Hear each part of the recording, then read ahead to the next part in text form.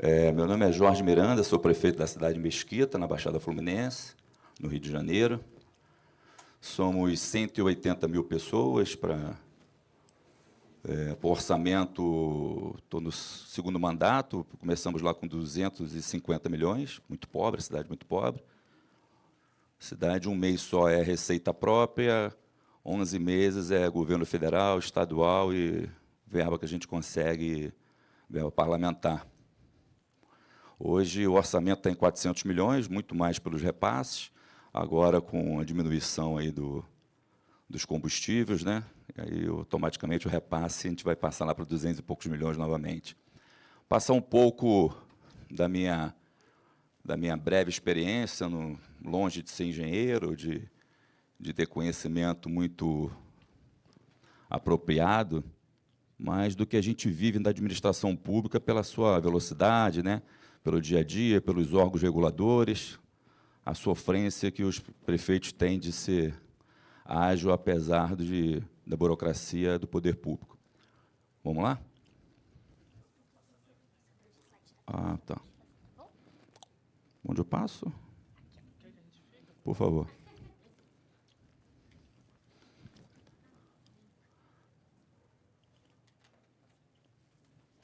O planejamento fez aqui uns 5 slides pequenos. A implementação da metodologia BIM na nossa cidade, né? Primeiro, tem que ter vontade política. Eu já fui algumas vezes orientado até retornar no modelo anterior, Rússia, de continuar fazendo licitação para o projeto básico. Então, o prefeito, o tempo todo, as pessoas tentam jogar para a rotina, se aquela rotina atrapalhada, difícil. Então, tem que ter vontade política e liderar os processos. A metodologia, o BIM faz parte da nossa metodologia de entrega, de resultado do município, né? A utilização de instrumentos tecnológicos, obviamente, como a gente comunica, são os prontuários eletrônicos, todas as áreas, né? Fibra ótica na cidade toda. E a tecnologia com instrumento para obtenção de políticas públicas. O BIM é uma das tecnologias que nós utilizamos como resultado do nosso governo. Essa é a nossa metodologia de gestão. Geralmente, o político faz as ações políticas, né? Está lá inaugurando até a colocação de iluminação pública, de pavimento, entrega de cesta básica, e acaba fazendo essa comunicação nas mídias sociais. Nós fazemos de outra forma, né? Tem esse tripé que a gente acredita que é uma alta aprovação de qualquer governo, que a primeira é a oferta de serviços, que nós regionalizamos os serviços por região na cidade, dividimos a cidade em região. A gente usa essa divisão como a política pública de saúde, de atenção básica, né? Que é a regionalidade, que é mais próximo da população. Então, onde a regionalidade existir, ela tem que ter todas as políticas públicas funcionando, seja saúde, educação, assistência social, qualquer coisa da administração pública, ela tem que estar dentro daquela regionalidade para a população não precisar se deslocar para outros centros. Tem o segundo, que é as demandas da população. A gente resolveu os problemas da população via aplicativo. São Paulo, algumas cidades têm aqui, que é o aplicativo Colab. Eu não sei se alguém conhece, que é um aplicativo que você entrega na mão da população a possibilidade dela reclamar de serviço público, seja qual for. Então, iluminação pública, buraco na via, qualquer tipo de reclamação, ela reclama, o vereador usa, o prefeito usa, e ela cria para a gente um grande banco de problema que a gente vai resolvendo. Com isso, a gente contrata melhor, gasta menos e resolve de forma muito mais assertiva. E o que a gente resolve, com oferta de serviço, demanda para a população, a gente vira projeto para a cidade. Uma coisa interessante que nós, quando implantamos as clínicas da família na cidade, tinha um bairro de Banco de Areia que ele reclamava que ele tinha que se deslocar 800 metros, 1 quilômetro para ir na clínica. Mas faz parte do Plano Nacional de Atenção Básica até 3 quilômetros. Então, as pessoas começam a cobrar também um serviço de qualidade próximo do bairro dela. Então, a gente acabou virando o projeto da cidade e a gente remodela toda essa expansão da atenção básica diante do que a gente entregou, diagnosticou, que a população reclamou. E embaixo, a gente vem tratando tudo como inovação tecnológica, de tudo que é de tecnologia, como eu falei, dos prontuários de comunicação. As pesquisas de inteligência didática a gente acaba fazendo pelo Colab, também por bot, quando a pessoa sai do serviço público, sai das nossas clínicas, usa o exame, faz o exame de sangue, pega remédio, ele recebe uma ligação minha por pesquisa, para saber como foi o seu atendimento, para a gente afinar cada vez mais o serviço. E, com isso, a gente acaba fazendo comunicação pessoa a pessoa, que a gente chama lá de hipersegmentado. Internet, Wi-Fi gratuito em toda a cidade, né? Nos espaços públicos. Então, quando ele pega lá o sinal de internet, ele tem que escutar 1 minuto de fala minha dos serviços que existem naquela unidade, e a gente automaticamente já aparece lá no nosso painel a carinha dele, com ele logou, se foi pelo Facebook, qual foi o telefone que ele logou, aí aparece o número dele, e-mail, tudo, e acaba ficando, a gente se comunica automaticamente com ele também, se quiser, e acaba ficando com o nosso banco de dados para comunicação. A identificação do problema no BIM, isso aqui é o cenário comum, eu estou longe, mais uma vez, eu vim aqui simplesmente falar da minha sofrência como prefeito. Sei que muitos de vocês entendem o BIM como nada de projeto básico, nada que já entrega isso, que já entrega ele completo, mas esse aqui que acontece. O prefeito, acontecia comigo, a gente tem que fazer um projeto, eu pego um colégio de 5 milhões, vou licitar um colégio de 5 milhões com um projeto básico, vai para a licitação, me vai um cara lá, bota o preço de 3 milhões, e eu acho maravilhoso que eu economizei 2 milhões de reais. Fico todo satisfeito, eu faço questão na reunião de secretariado toda segunda, falo, quanto foi que a gente conseguiu? 3 milhões e 100. Pô, legal, conseguiram economizar 1 milhão e 900. Aí começa. Depois de você ficar 6 meses para você fazer um processo licitatório, que é muito rápido. Nesse modelo aí, o nosso mais rápido foi 3 meses e 15 dias. Depois de 6 meses, o cara passa lá, fica com os 3 meses para entregar os projetos todos detalhados, então já vai para 1 ano. Aí, quando começa 1 ano, ele começa a fazer lá a sua mobilização de obra, começa a dizer que o preço já está antigo, já começa aquela coisa toda, começa já 3 andares, já vira 2, já começa 1 ano e meio, 2 anos, e quando ele faturou lá 700, 800, 1 milhão de reais, você começa a ver que a obra vai custar 5, 6, 7 milhões e só pode 25%, e você fica com aquela banana na mão e não entrega o serviço, aí vem Tribunal de Contas, vem Ministério Público. Essa é a vida do cenário comum no Rio de Janeiro e, eu acredito, em grande parte do Brasil. É isso. Nada diferente disso aí. Com isso, vem baixa qualidade dos projetos, né? Os parâmetros não dá nem para você avaliar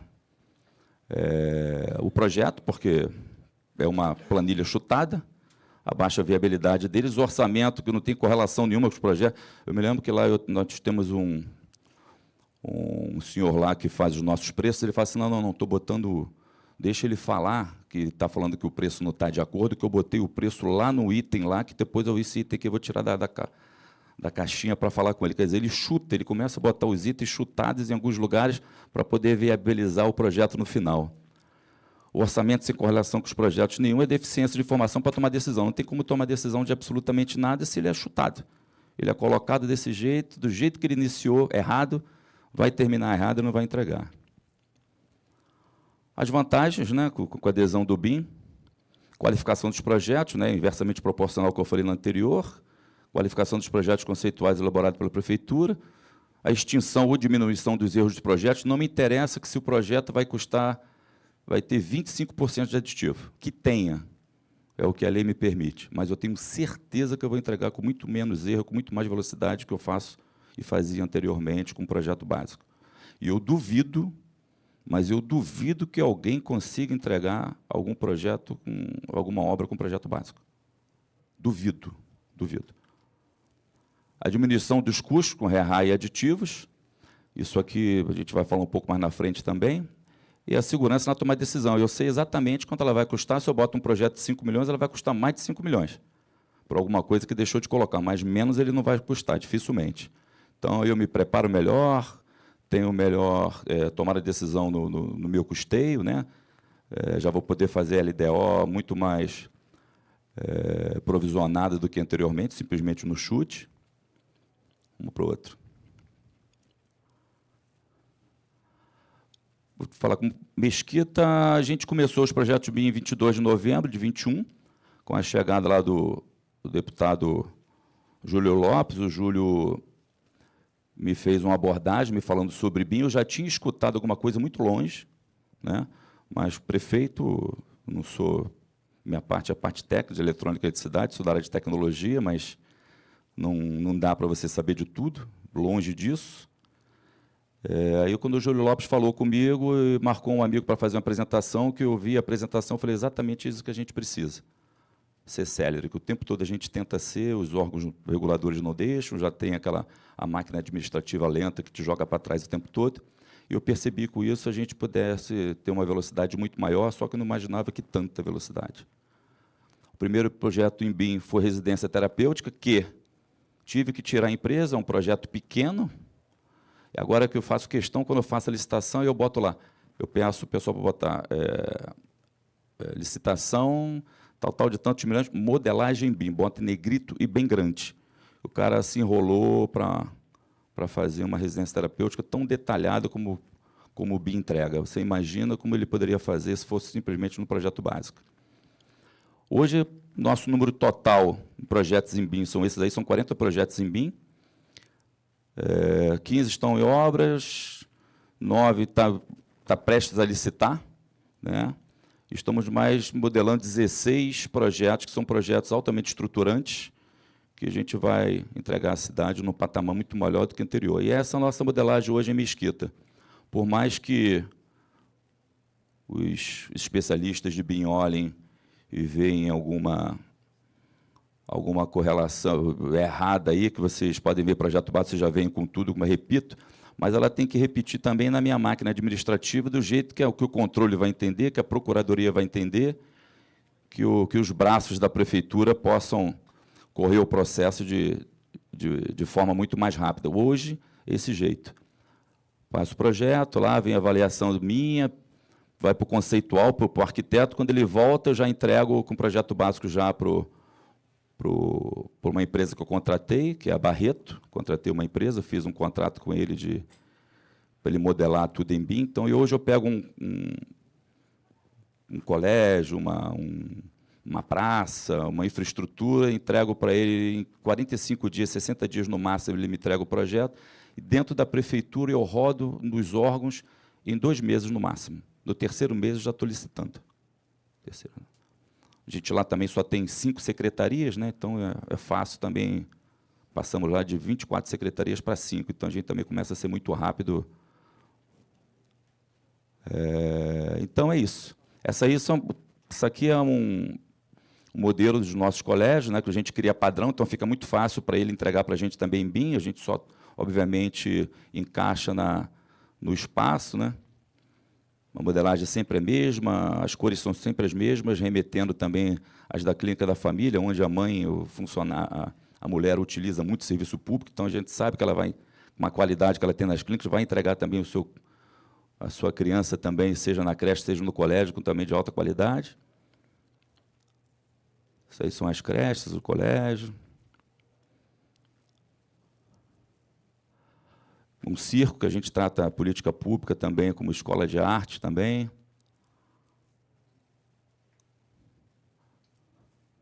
Você imagina um campus universitário desse sair em projeto básico.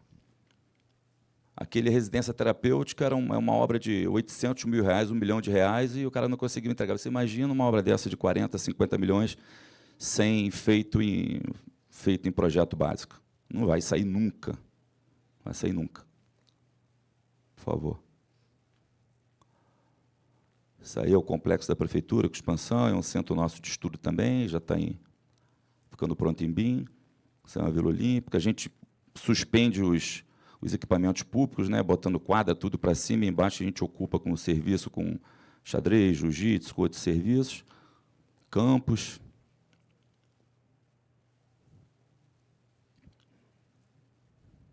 Centro de lutas.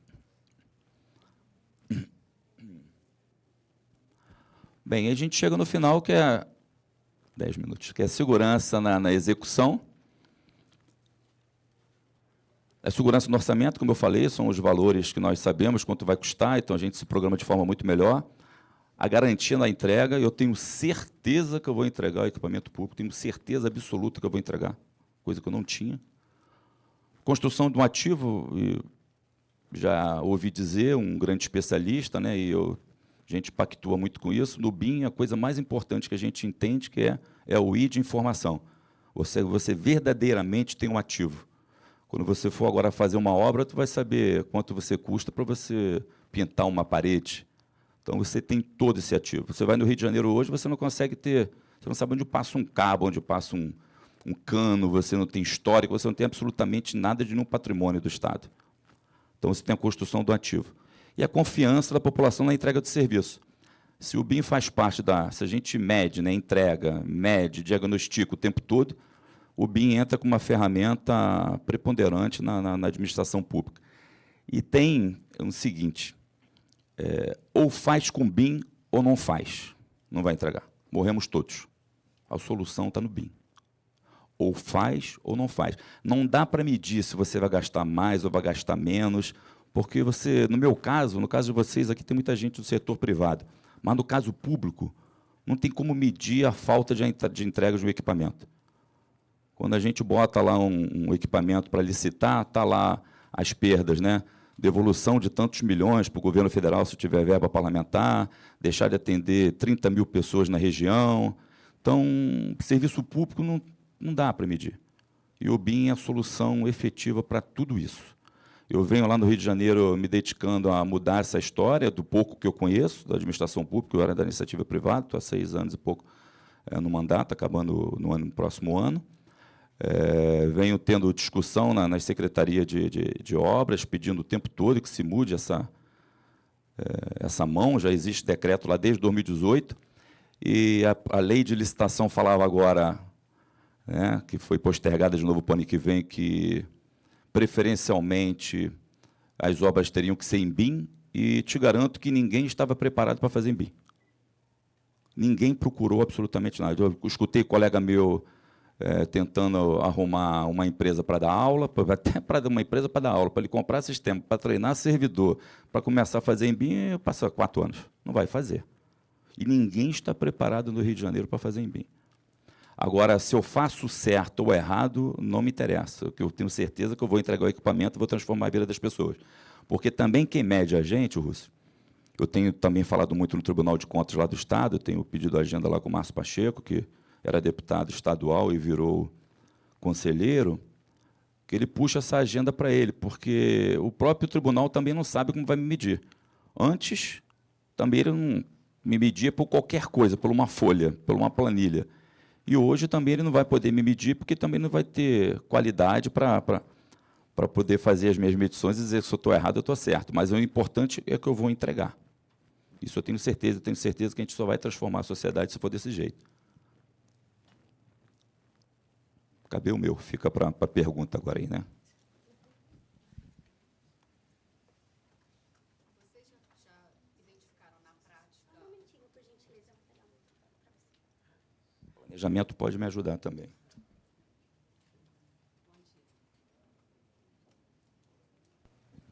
Bom dia. Vocês já identificaram na prática a diminuição de aditivo com a contratação de obras, entregando o projeto em BIM? Sim. Eu tenho o meu controle lá, ele fala... Ele fala o seguinte, Jorge, você fazia obra, fazia colégio por 3 milhões, hoje você vai colégio por 5 milhões. Então, eu fazia com 3, só que hoje eu faço com 5, mas com 3, na verdade, eu também não entregava, eu tinha que relicitar de novo. Então, isso não tem como medir, porque você não entrega o serviço. A diferença é muito grande. Não tem como medir. Vai custar sempre muito mais caro e tu vai entregar. Ele não vai custar mais caro, vai custar o preço que realmente custa o equipamento. Bom dia, Jorge. Márcia Doring. Eu também sou do Rio. Legal. Eu estou gerenciando hoje um projeto, intervenção em 4 cidades da Baixada, inclusive em Mesquita. E eu soube que Mesquita, e eu só soube durante o desenvolvimento desse projeto, que Mesquita tinha um projeto estruturado em BIM. Eu até busquei contato e ainda não consegui. Eu vou até te pedir ajuda aqui no final. E uma das perguntas eu acho que você já respondeu. Você encontra projetistas para desenvolver esse projeto no nível de informação que você precisa? E essa é a estratégia que eu gostaria de saber de vocês. Como você tem feito? Sim, eu contratei uma empresa. A prefeitura faz a modelagem? É. Entendi. Então, você não... Não, eu pego o projeto básico, entrego para a empresa, ele me entrega a todos os executivos. Entendi. Ele bota em BIM tudo para mim. Ah, tá. Você não contrata isso, uma empresa de engenharia, para fazer esse desenvolvimento? Não. Eu contratei uma empresa de engenharia, eu pego, o meu arquiteto me entrega o conceito, eu entrego para a empresa de BIM, ele me entrega todos os complementares, me entrega tudo pronto e eu licito. Entendi. Tá. Pego para ele. Então, é porque você já bypassou um ponto de dificuldade, né? Sim. Que é achar uma empresa que consiga fazer Não, um projeto. já tenho. Eu fiz. Então, isso você já fiz. tem. E também é interessante, eu fechei o ciclo porque eu acabei comprando algumas licenças e treinando alguns servidores e treinando também engenheiros lá nossos terceirizados, que eu gastei o dinheiro à toa, porque também só faço isso, treino todo mundo, eu vou ficar na mesma morosidade da máquina, o terceirizado sai para outros lugares, e o servidor, às vezes, não tem a mesma velocidade do que um prestador de serviço que precisa entregar para poder receber. Entendi. O teu pessoal de fiscalização consegue entender o modelo? Consegue. Porque você preparou o pessoal, né? Sim. Capacitou. É muito prático. Antigamente, ele olhava uma coisa que não existia. Hoje, ele tem alguma coisa para avaliar. Ele entrega uma obra hoje com 100 pranchas. Antigamente, entregava a obra com 10 folhas. Sim. Não, perfeito. Hoje, ele tem que avaliar. Esse aí está sendo um case da vida real aqui, né? Porque você conseguiu passar as dificuldades. E a empresa construtora, ela recebe esse projeto na documentação 2D ou ela consegue interagir com o modelo BIM? E agora?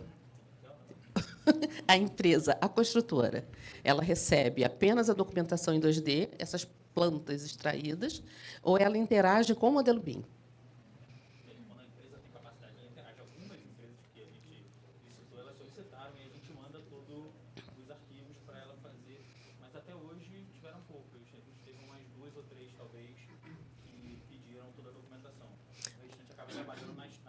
Nas impressões mesmo.